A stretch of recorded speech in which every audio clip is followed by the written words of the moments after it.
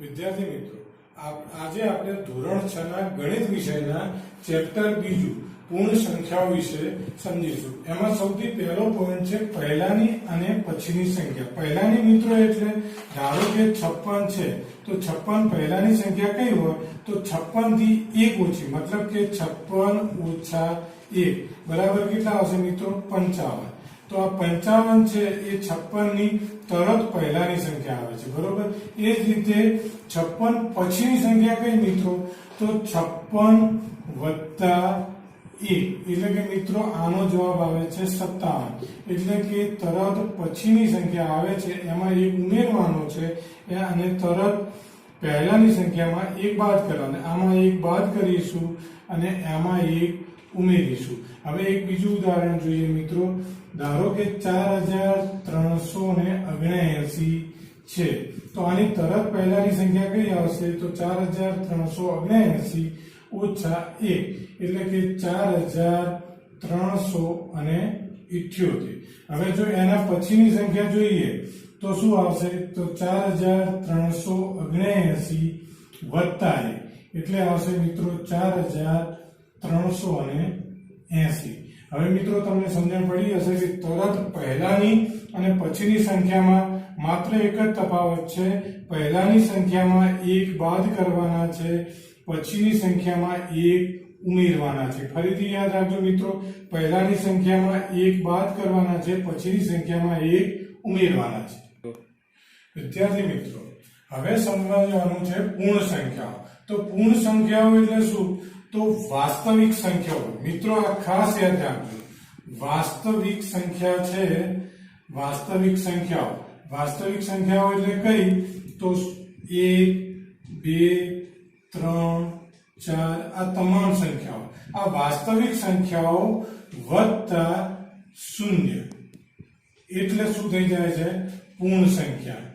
આ મિત્રો ખાસ યાદ રાખજો, વાસ્તવિક સંખ્યાઓ વત્તા 0 એટલે પૂર્ણ સંખ્યાઓ. પૂર્ણ સંખ્યાઓમાં શું આવશે? પૂર્ણ સંખ્યાઓમાં શું આવશે મિત્રો? તો 0 1 2 3 4 આ તમામ વસ્તુ આવે છે. મિત્રો એક ખાસ બાબત યાદ રાખો, 0 એ સૌથી નાની પૂર્ણ સંખ્યા છે. 0 એ શું છે? સૌથી નાની પૂર્ણ સંખ્યા. સૌથી નાની પૂર્ણ સંખ્યા છે મિત્રો, ખાસ યાદ રાખો. આ ઘણી વખત પરીક્ષામાં પૂછાઈ શકે છે. 0 એ સૌથી નાની પૂર્ણ સંખ્યા છે. જ્યારે સંખ્યા રેખા ઉપર દર્શાવવાનું હોય ત્યારે સંખ્યા રેખા જ્યારે દોરીએ છીએ ત્યારે સૌથી પહેલા આવે છે 0, પછી 1, પછી 2, પછી 3, પછી 4, પછી 5, પછી 6 એ રીતે આગળ ચાલે છે. સંખ્યા રેખા વિશે હવે આપણે આગળ માહિતી મેળવીએ. વિદ્યાર્થી મિત્રો, હવે સંખ્યા રેખા વિશે સમજવાનું. સંખ્યા રેખા એટલે શું છે મિત્રો? કે એક રેખા છે, આ મિત્રો યાદ રાખજો, રેખા છે અને તેની ઉપર આપણે 0 જે સંખ્યાઓ છે 0 1 2 3 એનું નિરૂપણ કરીએ છીએ. જેમ કે અહીંયા એક પોઈન્ટ રાખ્યો એને 0 લખ્યું, આગળ 1 2 3 4 5 6 આ રીતે આગળ વધે છે. મિત્રો સંખ્યા રેખા ઉપર બંને બાજુ આવા નિશાન હોય છે. આનો મતલબ છે કે સંખ્યા રેખા આ બાજુ અને આ બાજુ આગળ વધે છે. બીજી વસ્તુ મિત્રો, સંખ્યા રેખા પર જેમ જમણી બાજુ જવાશે, જમણી બાજુ જઈએ તેમ સંખ્યાની કિંમત વધે છે. અહીંયા કિંમતો વધશે, કિંમત વધશે મિત્રો, આ ખાસ યાદ રાખજો. અને જેમ ડાબી બાજુ આવીશું, જો ડાબી બાજુ જઈએ છીએ તો કિંમત ઓછી થાય છે. આ યાદ રાખો મિત્રો, ખાસ યાદ રાખો કે જેમ જમણી બાજુ જઈએ તો કિંમતો વધે છે અને ડાબી બાજુ જઈએ તો કિંમતો ઓછી થાય છે. આ રીતે સંખ્યાનું રેખાનું નિરૂપણ થાય છે. વિદ્યાર્થી મિત્રો, હવે આપણે સમજવાનું છે સંખ્યા રેખા પર સંખ્યાઓનો સરવાળો. ધારો કે મિત્રો આ સંખ્યા રેખા છે, બરોબર છે, તો એમાં શરૂઆત 0 થી થાય છે. આ આપણે પહેલા શીખી ગયા છે. પછી 1 2 3 એ રીતે સંખ્યાઓ આગળ વધે જાય છે. આપણે એક સરવાળો લઈએ કે ભાઈ સંખ્યા રેખા પર 2 + 6 કેટલા થાય? હવે મિત્રો યાદ રાખો, સંખ્યા રેખા પર કરવાનું છે તો સૌથી પહેલા આપણે 2 છે, બરોબર છે, અને એમાં +6 કરવાના છે. મિત્રો સૌથી પહેલા 2 ઉપર જઈએ, બરોબર, એમાં 6 તો 6 વખત આપણે આગળ વધવાનું છે, મતલબ કે મિત્રો અહીંયાથી અહીંયા આવ્યા આ એક વખત, બરોબર છે, પછી અહીંયાથી અહીંયા આવ્યા આ મિત્રો 2 વાર થયું, પછી અહીંયાથી ના આવ્યા આ 3 વાર, અહીંયાથી આ આવ્યા આ 4 વાર, અહીંયાથી આ અહીંયા સુધી આવ્યા આ 5 વાર, અને મિત્રો અહીંયાથી ના આવ્યા 6 વખત. મિત્રો આપણે 6 વખત જવાનું હતું, આપણે 6 વખત ગયા, બરોબર, તો કેટલી સંખ્યા મળે છે આપણને? 8, મતલબ કે 2 + 6 બરાબર 8 આવે છે.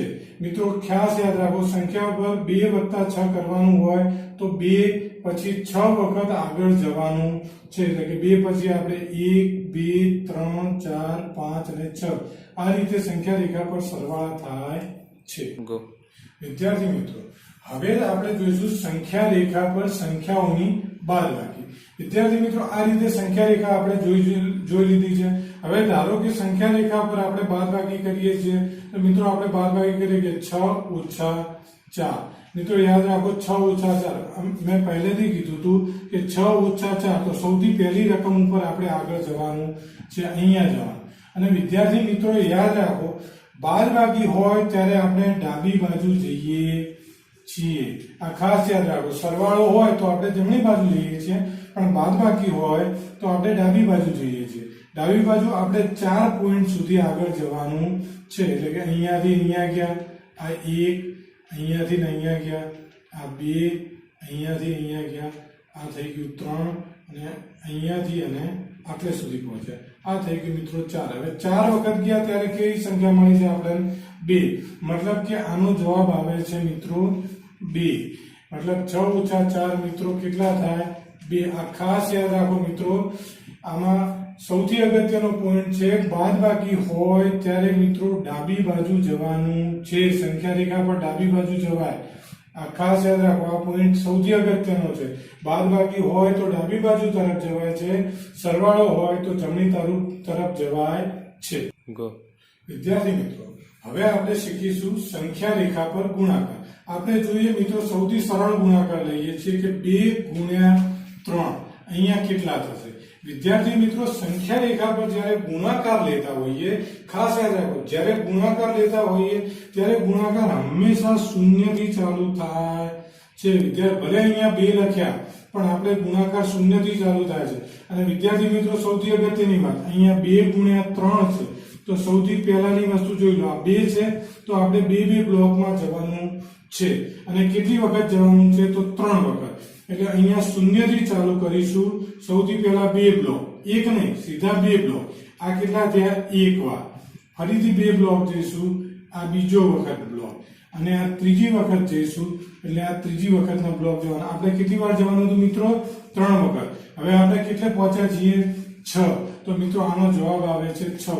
યાદ રાખો મિત્રો, શૂન્યથી શરૂઆત થાય છે, ગુણાકારમાં શૂન્યથી શરૂઆત થશે, અને જે સૌથી પહેલી સંખ્યા હોય એટલા બ્લોક લેવાના છે, અને જેટલી પાછળની સંખ્યા છે એટલી વખત લેવાના છે. આપણે 2 ના બ્લોક લેવાના છે, અને આપણે લેવાના છે 3 વખત. આપણે 2 ના બ્લોક 3 વખત લીધા છે.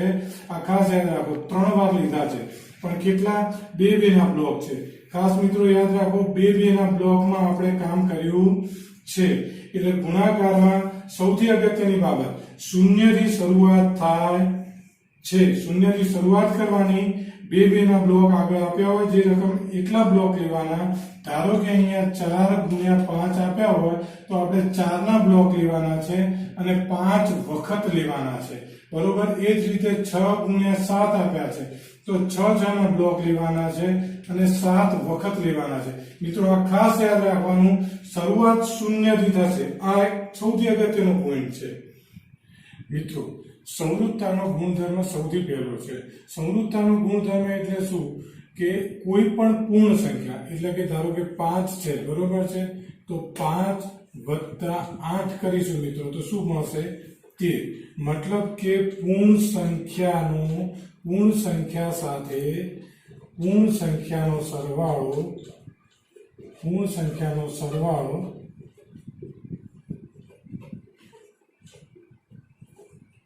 સંખ્યા જ મળે છે. આ ખાસ યાદ રાખજો મિત્રો, પૂર્ણ સંખ્યા જ મળશે, બરોબર છે, પૂર્ણ સંખ્યા જ મળે છે. એ જ રીતે મિત્રો બીજું શું છે કે ગુણાકારનો નિયમ છે. ગુણાકારમાં શું થશે કે ધારો કે 5 ગુણ્યા 8 કર્યા છે, બરોબર, તો કેટલા આવે છે મિત્રો? 40. યાદ રાખો આ ગુણાકારમાં છે, ઓલું સરવાળામાં હતું, આ ગુણાકારમાં કે ભાઈ પૂર્ણ સંખ્યા સાથે પૂર્ણ સંખ્યાનો ગુણાકાર એટલે પૂર્ણ સંખ્યા જ મળે છે. ધારો કે 7 ગુણ્યા 10 કરીશું તો 70 મળશે. અહીંયા યાદ રાખો મિત્રો, માઇનસમાં કોઈ સંખ્યા મળતી નથી, મતલબ કે પૂર્ણ સંખ્યા સાથે પૂર્ણ સંખ્યાનો ગુણાકાર એ પૂર્ણ સંખ્યા મળે છે, અને એ જ રીતે પૂર્ણ સંખ્યા સાથે પૂર્ણ સંખ્યાનો સરવાળો એ પણ પૂર્ણ સંખ્યા મળે છે. આ મિત્રો સમૃદ્ધતાનો ગુણધર્મ છે. સમૃદ્ધતાનો ગુણધર્મ બાદબાકી અને ભાગાકાર. મિત્રો બાદબાકી અને ભાગાકારમાં આ નિયમ લાગુ પડતો નથી. કઈ રીતે? જુઓ કે 5 માઇનસ 2 કરીએ છીએ તો 3 મળે છે, પણ એ જ 2 માઇનસ 5 કરીશું તો મિત્રો માઇનસ 3 મળે છે, મતલબ કે બાદબાકીમાં આ નિયમ લાગુ પડતો નથી. એ જ રીતે જોઈએ ભાગાકારમાં, કે ભાગાકારમાં 6 ભાગ્યા 2 કરશું તો જવાબ અહીંયા 3 મળે છે, બરોબર છે, પણ એ જ 2 ભાગ્યા 6 કરશું તો જવાબ અહીંયા 2/6 એટલે કે 1/3 જવાબ મળે છે, મતલબ કે અપૂર્ણાંકમાં મળશે જવાબ, બરોબર છે. માટે આ ભાગાકારમાં લાગુ પડતું નથી, પૂર્ણ સંખ્યા મળતી નથી, માટે લાગુ પડશે નહીં. મિત્રો બીજો નિયમ છે ક્રમનો ગુણધર્મ. ક્રમનો ગુણધર્મ એટલે શું કે સરવાળામાં આપણે 3 + 7 કરીએ મિત્રો, બરોબર છે, તો શું જવાબ આવશે? 10. પણ મિત્રો અહીંયા 7 + 3 કરીશું તો મિત્રો 10 જવાબ આવે છે, મતલબ કે આના ક્રમમાં કોઈ પણ જાતનો ફેરફાર કરીશું તો જવાબ તો એનો એ જ આવે છે, મતલબ 10, બરોબર. એ જ રીતે આ સરવાળા માટે હતું, બરોબર છે. એ જ રીતે ગુણાકાર માટે પણ એ જ નિયમ લાગુ પડી જશે. ગુણાકારમાં પણ ક્રમ બદલીશું એટલે કે મિત્રો જુઓ કે 8 ગુણ્યા 9 કરીશું તો શું જવાબ આવે છે? 72. પણ એ જ જો ક્રમ બદલી નાખીશું કે 9 ગુણ્યા 8 કરશું તોય મિત્રો જવાબ 72 જ આવે છે. મિત્રો આ જ વસ્તુ મતલબ કે ગુણાકાર ને સરવાળા માટે આ લાગુ પાડી શકાય છે, પણ એ જ બાદબાકી અને ભાગાકાર માટે લાગુ નથી પાડતા. જેમ કે બાદબાકીમાં આપણે કરીએ કે 7 માઇનસ 2 કરીએ તો 5 આવે છે, પણ એ જ બાદબાકીમાં ચેન્જ કરું તો 2 માઇનસ 5 કરીશું તો -3 જવાબ આવે છે, મતલબ કે અહીંયા તમે થોડું ફેરફાર થશે તો પણ જવાબમાં પરિવર્તન આવી જશે, પૂર્ણ સંખ્યામાં માઇનસ આવે છે મિત્રો.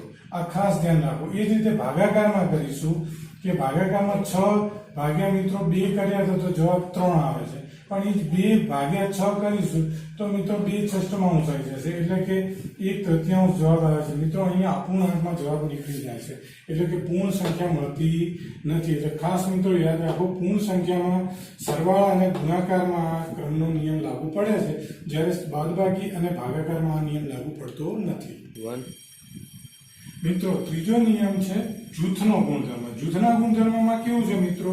ધારો કે 7 + 8 + 9 કરીએ છીએ મિત્રો. હવે અહીંયા જૂથના ગુણધર્મમાં કેવું છે મિત્રો? સૌથી પહેલા 7 + 8 કરીએ એટલે કે મિત્રો આવે છે કેટલા? 15 મળશે, અને 15 + 9 કરો તો મિત્રો 24 આવે છે.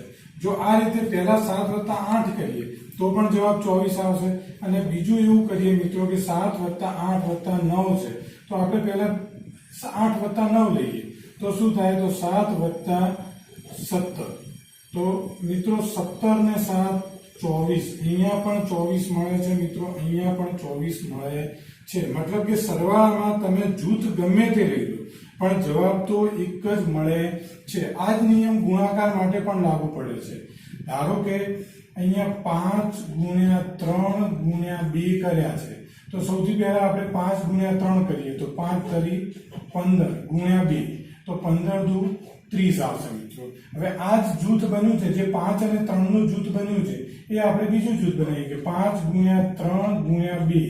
હવે મિત્રો 3 × 2 નું જૂથ બનાવીએ છીએ તો શું થશે? 3 દુ 6 એટલે કે 5 × 6 30. મિત્રો અહીંયા પણ 30 જવાબ આવશે, અહીંયા પણ 30 જવાબ, મતલબ કે જવાબમાં કોઈ ફેરફાર થતો નથી. અને મિત્રો ખાસ યાદ રાખો, આ નિયમ માત્ર સરવાળા અને ગુણાકાર માટે લાગુ પડે છે. આ નિયમ ફરીથી બાદબાકી કે ભાગાકાર માટે લાગુ પડતો નથી. મિત્રો હવે શીખવાનું છે ગુણાકારનું સરવાળા પર વિભાજન, એટલે કે જો એક દાખલો હું લખું છું 7 ગુણ્યા કૌંસમાં આવે છે 5 વત્તા 3. મિત્રો યાદ રાખો અહીંયા ગુણાકાર છે અને અહીંયા સરવાળો છે, બરોબર છે. ગુણાકારનું અહીંયા સરવાળા પર વિભાજન થશે. તો અહીંયા મિત્રો શું કરવામાં આવે છે કે બે જૂથ બને છે. પહેલા 7 ને 5 વડે ગુણવામાં આવે છે અને બીજી વખત 7 ને 3 વડે ગુણવામાં આવે છે. આ મિત્રો બે જૂથ બન્યા છે અને આ બંને જૂથોનો સરવાળો કરવામાં આવે છે. અહીંયા ગુણાકાર છે માટે અહીંયા મિત્રો સરવાળો થાય છે, કેમ કે અહીંયા આપણે સરવાળો કરીએ છીએ. આ વિભાજનનો નિયમ છે મિત્રો. હવે જો 7 50 35 અને વત્તા 7 તરી 21. મિત્રો આ સરવાળો કરો તો કેટલો આવે છે 56. 35 વત્તા 21 કરશો તો 56 આવે. અને જો મિત્રો સીધું કરો છો તમે કે 7 ગુણ્યા 5 અને 3 કેટલા થશે 8. તો 7 ગુણ્યા 8 કરશો તો પણ મિત્રો 56 જ જવાબ આવે છે. જ્યારે મોટી રકમના દાખલા હોય ત્યારે આ વિભાજન સૌથી ઉપયોગી રહે છે મિત્રો. મિત્રો સરવાળાની તટસ્થ સંખ્યા અને ગુણાકારની તટસ્થ સંખ્યા આ બે વિશે આપણે જાણવાનું છે. તટસ્થ સંખ્યા એટલે શું મિત્રો? આ યાદ રાખો. તો એવી સંખ્યા જે સંખ્યાના હોવાથી સરવાળામાં અથવા ગુણાકારમાં કોઈ ફરક પડતો નથી. એટલે કે મિત્રો જો 5 ની અંદર સરવાળો કરીએ તો એવી કઈ સંખ્યા મૂકીએ કે જવાબ 5 નો 5 આવે. હવે મિત્રો તમારે વિચારવાનું છે 5 માં એવી કઈ સંખ્યા ઉમેરશું તો આપણે શૂન્ય ઉમેરીએ તો જવાબ 5 આવે છે. એ જ રીતે જો અહીંયા જોઈએ તો 5 ની અંદર એવો કઈ સંખ્યા વડે ગુણાકાર કરીએ તો જવાબ 5 જ આવે. તો મિત્રો અહીંયા 5 × 5 થાય એટલે 1 કરીએ છીએ. તો જે આ શૂન્ય છે એ સરવાળા માટે તટસ્થ સંખ્યા છે અને 1 છે એ ગુણાકાર માટેની તટસ્થ સંખ્યા મિત્રો છે. આ બે સંખ્યા ખાસ યાદ રાખજો. સરવાળા માટેની તટસ્થ સંખ્યા 0 છે અને ગુણાકારની તટસ્થ સંખ્યા 1 છે. મિત્રો હવે આપણે બે દાખલા ગણીશું. પહેલો દાખલો છે વિભાજનનો ઉપયોગ કરીને 12 × 35 લખવાના છે. મિત્રો 12 × 35 એટલા માટે વિભાજનનો ઉપયોગ કરવો પડે કે જેનાથી આપણો દાખલો સરળ બને. હવે મિત્રો જોઈએ કે 12 × 35 છે. હવે મિત્રો જો જે રકમ 10 ની નજીક હોય એ રકમને આપણે વધુ પ્રેફર કરશું. તો આપણે 12 જોઈએ તો 12 સૌથી વધુ નજીક છે. તો આપણે શું કરશું 10 + 2 કરીશું અને ગુણ્યા 35 કરીશું. હવે બરોબર છે. અહીંયા વિભાજનનો નિયમ લાગુ પડશે તો શું થશે મિત્રો 35 × 10 અને વત્તા અહીંયા હશે 35 × 2. મિત્રો અહીંયા જવાબ જુઓ. ફરી અહીંયા આગળ આવશે 35 × 10 નો જવાબ શું આવે છે 350 વત્તા 35 × 2 નો જવાબ આવે છે મિત્રો 70. હવે આ બંનેનો સરવાળો કરીશું મિત્રો તો આપણે મળે છે 420. મિત્રો આવું જ આપણે અહીંયા 30 + 5 કરીને પણ કરી શકીએ છીએ. જે વસ્તુ આપણને સરળ લાગે એ રીતે આવા વિભાજનનો નિયમ લાગુ પડી શકીએ છીએ. બીજો દાખલો છે એ પણ એવો જ છે મિત્રો, પણ અહીંયા પહેલેથી વિભાજનનો નિયમ આપી દીધો છે. અહીંયા સરળ બનાવવાનો છે આપણી ભાષામાં. હવે જો મિત્રો 2 માં 26 126 બે વખત આવે છે, બરોબર, વચ્ચે વત્તા છે. તો આપણે મિત્રો શું કરશું 126 એક વખત આવે. આને સામાન્ય નિકાલે કહેવાય. અને ગુણ્યા અહીંયા વચ્ચે લખીશું શું 55 + 45. કેમ 55 + 45 લખ્યા? તો મિત્રો આમાંથી 126 સામાન્ય નીકળ્યા તો વધ્યા 55. આમાંથી પણ 126 સામાન્ય નીકળ્યા તો વધ્યા 45. એ બંને અહીંયા મૂકીએ છીએ આપણે. આ બંને રકમોને આપણે બહાર નીકાળી દીધી છે. તો વધે છે 55 અને 45 અને વચ્ચે વધે છે સરવાળાનું નિશાન. તો જે આપણે અહીંયા કરી દીધું છે. હવે મિત્રો આપણે 126 ગુણ્યા આનો સરવાળો કરવો છે. 55 + 45 કેટલો થશે મિત્રો 100. તો શું થશે 126 12600 આપણને જવાબ મળે છે. મિત્રો યાદ રાખો, જો આપણે આ રીતે કરવા ગયા હોત તો આપણને ઘણી તકલીફ પડત અથવા ગુણાકાર બહુ અવઢવ્યો થઈ ગયો. એની જગ્યાએ આપણે આ નિયમનો ઉપયોગ કર્યો વિભાજનનો, તો તરત જ આપણને જલ્દી રકમ મળી ગઈ